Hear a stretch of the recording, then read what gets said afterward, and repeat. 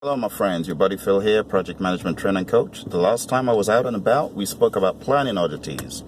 Now we're going to talk about closing oddities. What is in closing that makes it a little bit strange or a little bit unique?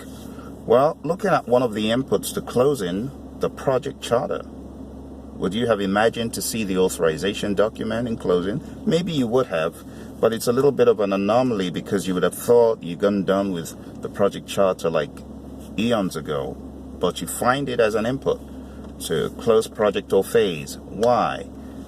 Because the critical success factors of the project are in the project charter.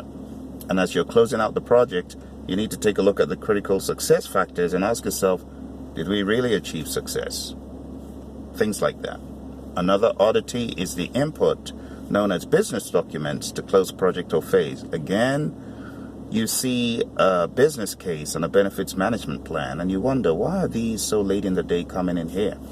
But it makes sense because the benefits management plan explains what the benefits should have been, and as you're closing out the project or phase, you want to know if the benefits have been realized or if they're yet to be realized, what they are, all that stuff. It's important as you're closing out the project or phase.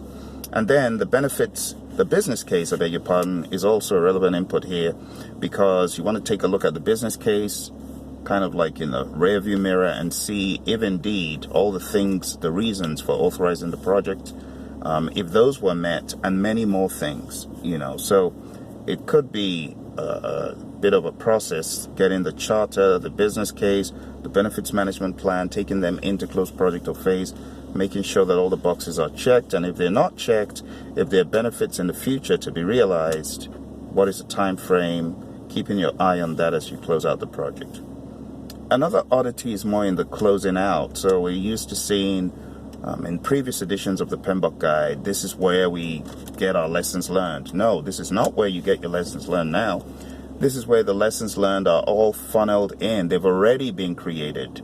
They've already been compiled. We've already got them from the different knowledge areas, but they're coming in here all into the lessons learned repository, which is different from the lessons learned register. So the final bullet in closed project or phase in the PMBOK guide under organizational process assets updates, you'll find lessons learned repository. That's because the repository gathers all the lessons learned across all different projects, and it becomes part of the organizational process assets updates, and of course the organizational process assets, the organizational knowledge base, and consequently you see this stuff in the future on other projects.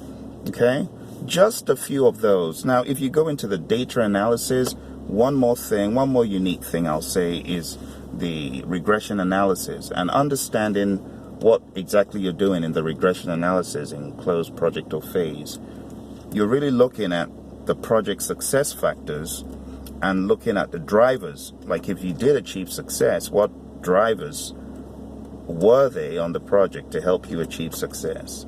Or if you got a less than desirable outcome, what were the drivers of that less than desirable outcome? In other words, what contributed to your result? Whatever your result was, good or bad, what contributed to it?